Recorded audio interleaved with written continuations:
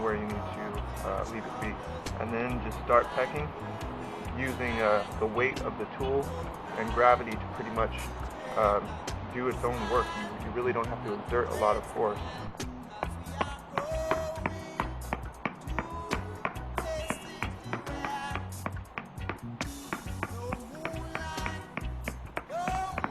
It doesn't take very long. Not a huge learning curve. Relatively simple, but highly efficient and effective technology.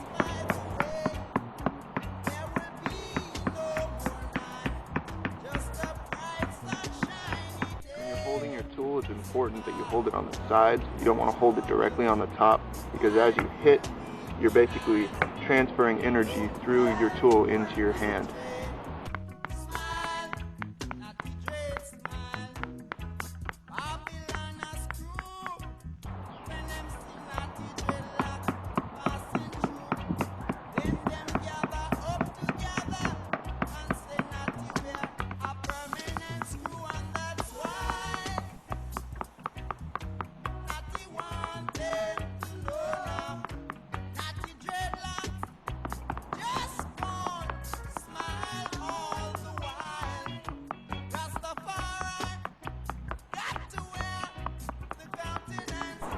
So after you get the stone bowl all pecked out, utilize your sandstone abrader and grind the interior surfaces, and that will remove these peck marks and leave behind a nice smooth surface for your bowl.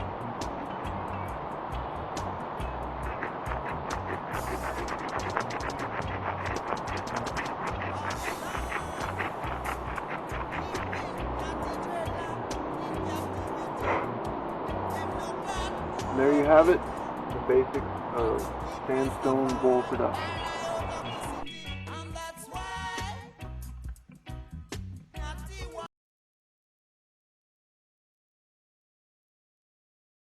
And pull up the balls. And then once my ball of clay is centered, I need to make a hole. So to make a hole, I'm going to cup my hands around the clay and push both thumbs straight down into that center bit. It'll start to feel a little sticky, so get a little more water and keep pushing your thumbs down, but you want to make sure that you don't make a hole all the way through the bottom. You don't want to hit the metal, because then you won't have a bottom in your pot. It's just going to be a hole all the way through. So to check how deep you've made your hole, you're going to push your needle tool straight all the way down until it touches the metal. Put your finger on the inside of the hole, and then with your fingers wrap them around the needle tool so that you will have a little bit of needle sticking out past your finger. This is how fat the bottom of your pot is. This is a good amount. I still have, it's about the width of my finger actually, so that's pretty good. This is going to allow me room to trim. We'll talk about trimming later or in a future video. But it's going to make this skinnier, so I need room that when I cut off the pot off the wheel, it's going to take away a little bit. When I trim, it's going to take away a little bit. So this is going to leave me with a good amount. If I put my needle in there and I took it out and there was this much, I would probably want to make my hole deeper. If I pushed it in there and I pulled it out and there's only a teeny tiny little bit like that, this is not going to be enough. You're probably going to cut a hole through it.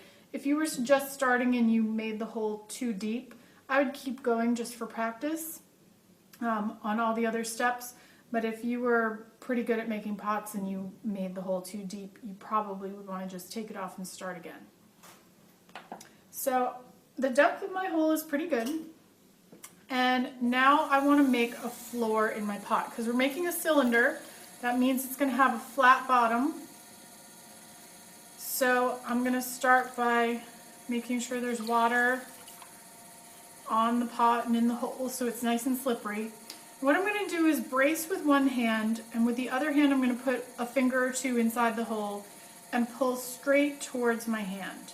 So I want it to be parallel to the wheel head, so it would be the same distance from the wheel head all the way across. So I'll put my fingers in the hole, push my hand against the clay, and I'm basically curling my fingers towards my hand, and you'll be able to see the pot start to expand.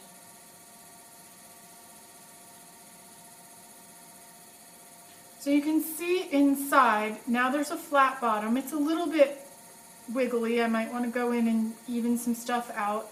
I have a little bit of marks from my fingernails. I can take my sponge and just push it in there and it'll help even it out. It'll help compress the clay at the bottom, which will make your pot actually stronger, less likely to crack. And it will remove all my little fingernail marks that are in there. So once I have a flat bottom, I have a pretty basic pot. It's got really thick walls right now. So we definitely want to thin these out. They need to be, maybe 1/3 to 1/4 the size they are right now. So what we're going to do is learn how to pull up the walls.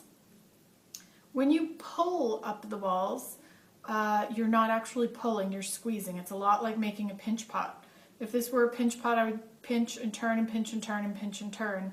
Basically, we have the wheel spinning for us, and we're going to be pinching with one hand on the inside, one hand on the outside. So when the wheel is spinning, we always have it spinning counterclockwise.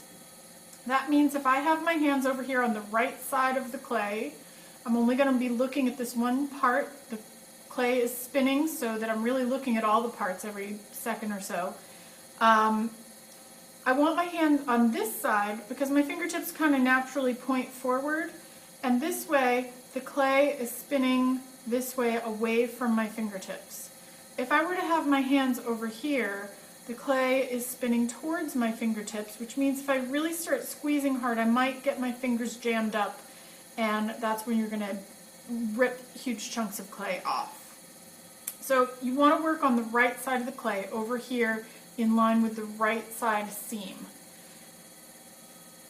Make a claw with your hands. It seems a little silly to make a claw with your hands, but if you link your thumbs and curl your fingertips are really strong. They're going to be able to find each other very easily through the walls of the clay. And by having your fingers bent into a claw, your fingertips have more strength than if they're flat. If they're flat, the pressure gets evenly distributed, which we actually don't want. We want to have a really concentrated spot where we're squeezing. So make sure everything's still slippery and make your claw. Left hand goes on the inside, right hand goes on the outside, and you're going to squeeze your claw together. And when you feel one area get thinner, move it up. Feel an area get thinner, move it up. And keep going until you get to the top, and then gently let go of the pressure. I don't want to keep squeezing right over this, or I'll mess up that top edge. So that's one pull. It looks like you pull the walls up, but really you're squeezing and the clay has to go up. So after each pull, you want to set your rim. So you can see that it's a little uneven here. This part's a little bit taller than this part, and there's a little bit of goopy clay called slip kind of in the middle. We want to fix that. So I'm going to hold on to the clay right here and push down until I even it all out. So it'll get all the slip off, it will even out that unevenness in the lip, and it just makes it stronger. And then I want to do another pull. So again, I got the inside and outside wet. It's nice and slippery. I have my claw hand, left hand on the inside, right hand on the outside, and I'm squeezing. And if it starts to get a little dry, like it's getting a little sticky on the outside, so I'm going to stop. It's okay that I'm in the middle of a pull. I can add water.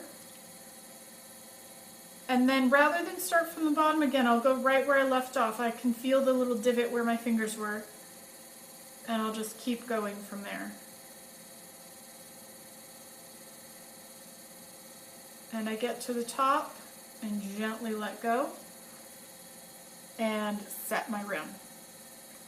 So I'm squeezing with this hand and pushing down with this one. Your finger could be like this or like this, but you're squeezing and pushing right beside each other. I wouldn't want to squeeze here and push down over here because that wouldn't really do much. So right beside each other. So the top of my pot is getting close to thin enough. The bottom still has some thickness down there. So I'm going to go ahead and pull again. Sometimes with this outer bottom edge makes like a little skirt, like it just kind of comes down into the clay. It's okay to push in. This can be really helpful to push in and make a little divot so that your outside fingers can catch in this little space that I just made. So I'll push my fingers in and start pulling up the clay that's at the bottom.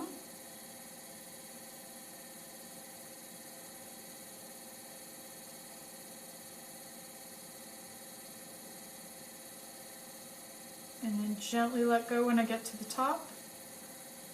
Set my rim. And from here, my walls are thin enough, so I'm going to sponge out the extra water that's inside. There's a puddle in there that will start to dissolve my pot, so that would not be good. So I sponged out the extra water, and I could be finished with this pot and take it off the wheel and trim it later, or I could shape it. So right now it's a pretty straightforward cylinder. It's just round with straight walls, or more or less straight walls. But if I wanted it to kind of be a little bit fatter, I can put my fingers on the inside and push out. So get the walls slippery. And you could do it this way, you could do it this way, it doesn't matter which hand, whichever you prefer. I'm going to put my right hand on the inside and I'm going to look out here to see what shape I'm making. So I'm pushing, and you can see that the wall is getting a little fatter right there. Pushing out, and I'm doing it very gradually. Pushing out, pushing out. I'll go back to the bottom, push out a little more, push out a little more. And I think that's as much as I want to push out, but this is something you can experiment with and try all different forms. And you could, again, stop here, or if I wanted to push this in a little bit, it's called collaring in when you push in. Get the area that you want to push in wet. And then I like to make L's with my hand, so an L and a backwards L, and the other knuckles curl in, so I end up with 6 points where I'm touching the clay, so like this. So both pointer fingers, both knuckles, both thumbs, so that makes 6 points. And I'm just going to very gently push in, but it's very gently. And then I'll slide my hands up. And slide my hands up, and you can see that the whole thing got a little bit skinnier. And I can go back down, squeeze in, and I could keep squeezing in. It takes a little more practice to collar in than it does to push the walls out. And then just do any final little adjustments on the form that you want to make. Pay attention to the lip of your pot.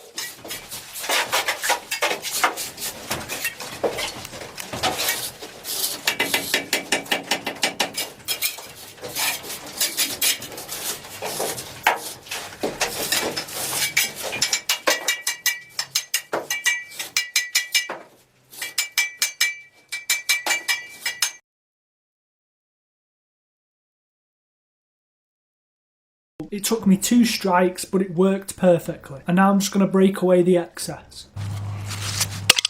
Okay, and this is a decent shape to start a knife design from. But this is where the hard part begins.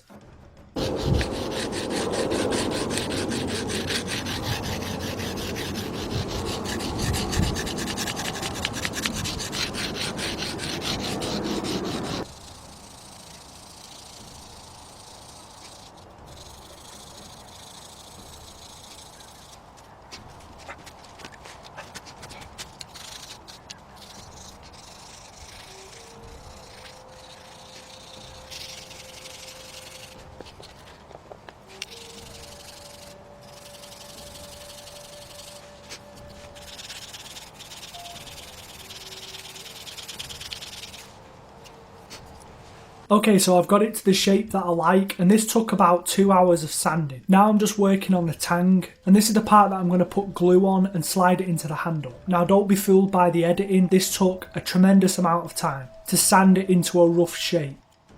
Okay, so I'm going to sharpen this with a stone that I've pulled out of the river, because I'm trying to keep it as traditional as possible. But you could get it much sharper if you use sandpaper or something like that. And now I'm just using a little bit of flint to put serrations on the back end of the knife. And hopefully this will help it with cutting through stuff.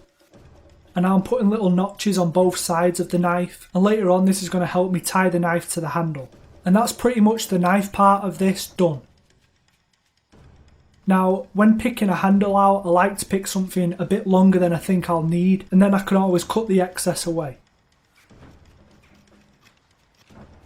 And now I'm just scraping the bark off, but I'd recommend leaving this on because it will make it somewhat waterproof, but I'm actually planning on coating this in beeswax when I get home, so it won't really affect me.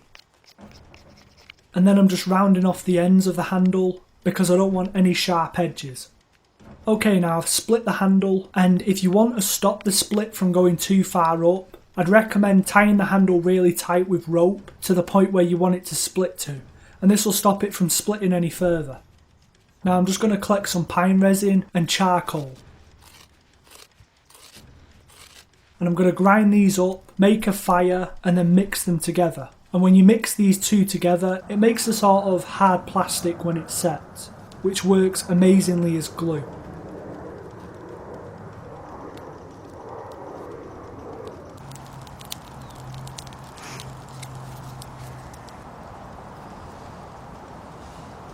Okay, so I've coated it everywhere I want, and it's set super hard, so this blade's going nowhere. But for added security, I'm going to wrap it in natural cordage. Now, I already have a video on my channel showing how to make cordage like this, so if you haven't already seen that, I'll leave a link in the top corner so you can go and check that out. But once I've wrapped the blade in the cordage and tied it all off, it's done. And that is literally how you make a bone knife. Now, this was another one-day challenge that I've done. Now, if you remember a bit back, I made a one-day challenge where I made a crossbow, and I'll have a link to that as well. But today I wanted to go into the woods and see if I was capable of making a bone knife with natural tools. Alright, so we melted the lead down, our lead shot. You just want to be careful with this. As you can see, hopefully, it came a liquid. So I'm going to take my bullet mold and then get that. It's going to cool down. Throw that back in there for 1 second just to rewarm. You want that real good and liquidy. As soon as you get that, have your bullet mold ready.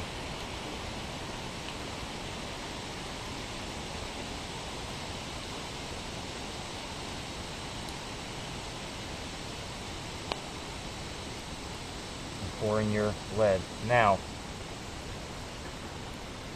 one thing I want to make you guys aware of when you're doing this, there so we don't lose any of our lead.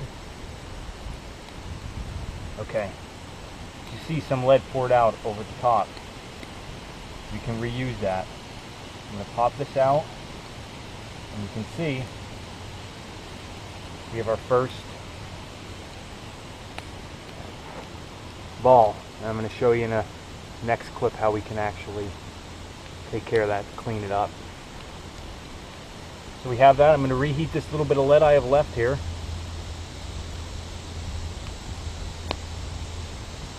And make a second ball. And you would just continue this process until you have the desired number of balls that you wanted to make. And then any lead you have left over, you of course you want to save for future.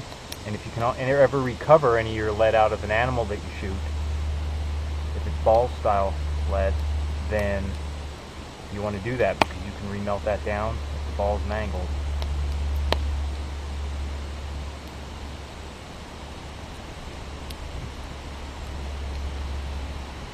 You can see just a little bit of shot.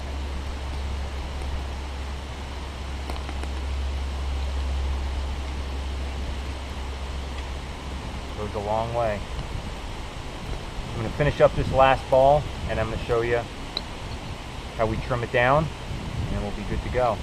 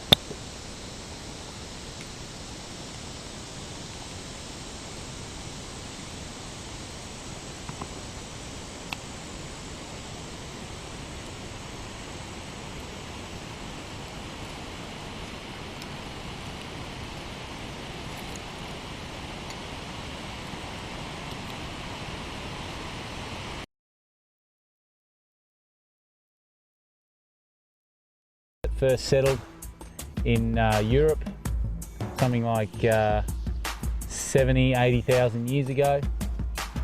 So what I'm going to show you is basically how to start a fire using a bow and drill method. Now, it's not just any old timber you use, but this is a white, very light timber that I've found out on the track, and obviously I've dried it all out. As you can see, it's fairly dry. I haven't just picked it out of the bush a few seconds ago. So what I need first is I need a base. So get ourselves a flat base. And I've got to make a drill hole. So I just carve out a little bit there to get my drill started. This one here is my drill. We'll use that in. I've just picked up a bit of cord. You use your shoelace or something like that. And this here is just a piece of bent timber. That's easy to find, that bit. And the cord's just loose. So I grab my drill and I whack it onto my cord, and it's reasonably firm. See that? Then I get a block. The block sits on the top there like that. So first of all, I just want to create my drill hole. Actually not going to start fire just yet.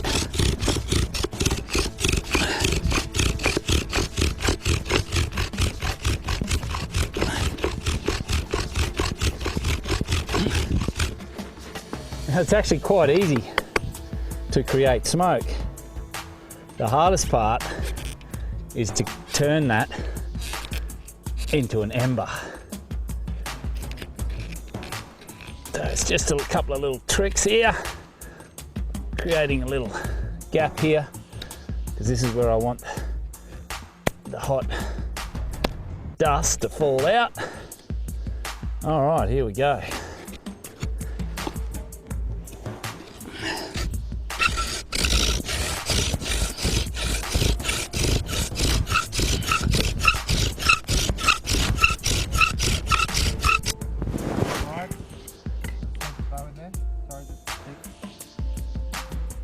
Oh, there we go.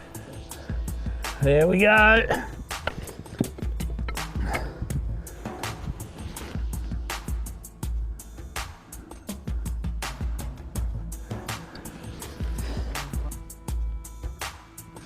All right, it's that ember now that I've got to try and turn into fire. I've got a little nest in here. Try and cook that bit.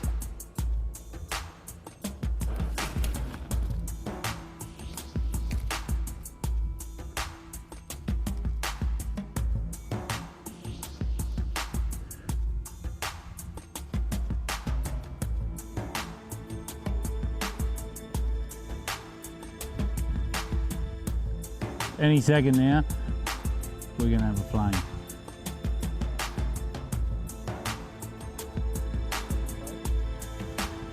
There's flame.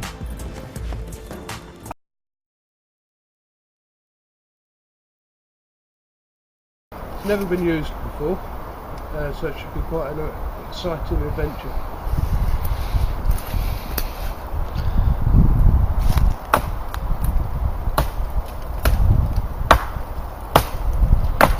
Well, that just loves to bite.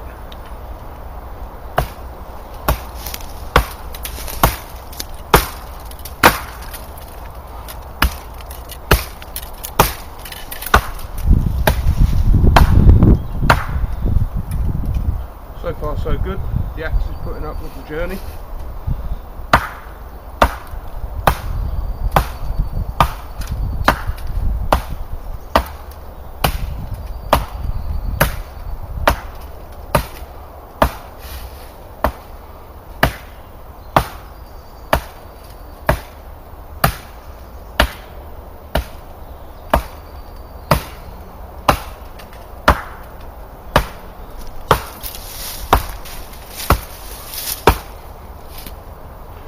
Quite interesting because the length of this axe, you can see that when I'm using it, it wants to kick round. It's quite an education in itself, showing you that the axe body really would be serving me better if it was further back in the handle. It's managing its job, just means I can't hit it as hard as I'd like to.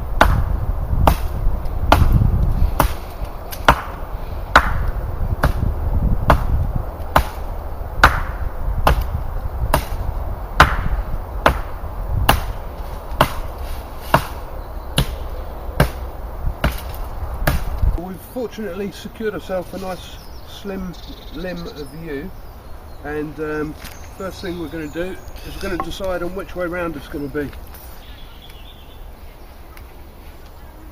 So the best way for us to handle this particular piece of view is to consider this being the back of the bow.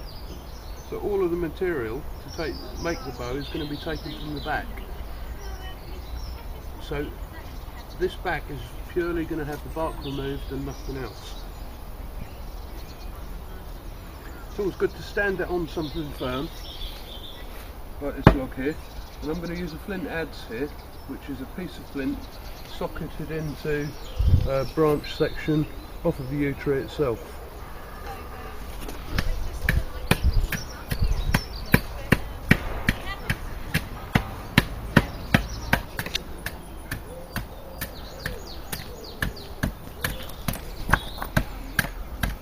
There'll be many people watching this saying, you can't do it now because you haven't seasoned a piece of wood. Well, in one way you're right, in another way you're wrong. Because if I'm using this to eat today, I'm going to make a bow out of it today. The ones I've done like this in the past, they operate perfectly on day one. But between now and the next time I go to use it, what you might find is it may have changed shape slightly, and what that might mean is your string might be sitting on one side or the other of the bow. But from green woodworking perspective, this is okay. You can see there's a lot of knots, little pins in there.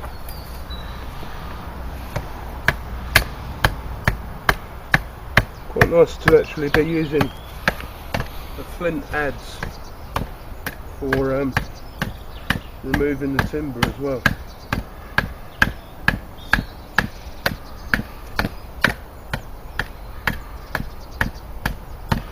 So I'll get this down a bit nearer to shape with this tool, and then I'll check in again with you in a little while and we'll show you where we go from there. This crested flint blade is absolutely perfect at its job. Look at this. So when you're doing your final shaping and tilling, this will calmly take the removals away, leaving you with a nice smooth surface. You can see under the bark we haven't taken any material off at all, and that's so it doesn't delaminate. The bow doesn't delaminate from itself when it's drawn. So it's all looking pretty well into bend now, which puts me in a position where we'll think about putting a string on it. So the type of knock I'm going to use is just a side knock. So I'm literally going to cut into the side of the beam, across, and then down from one end, causing a hinge on one side of the bow.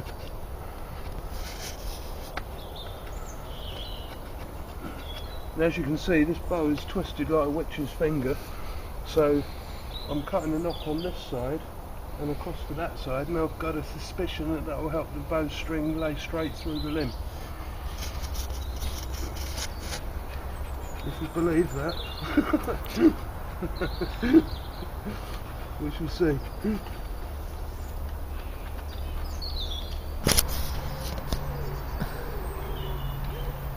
In my previous videos we've shown how this tendon can be turned down and created into a good quality cordage, and I've left it nice and raggy, not for any particular reason, but that's the string for the bow.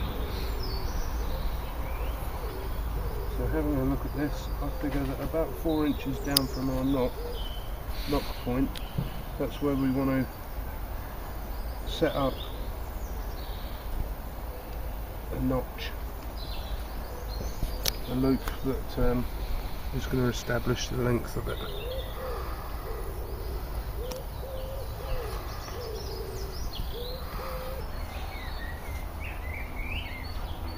So happy days, one Neolithic yew longbow made with flint tools, and we have a nice flint tipped arrow. Let's see how she fires it.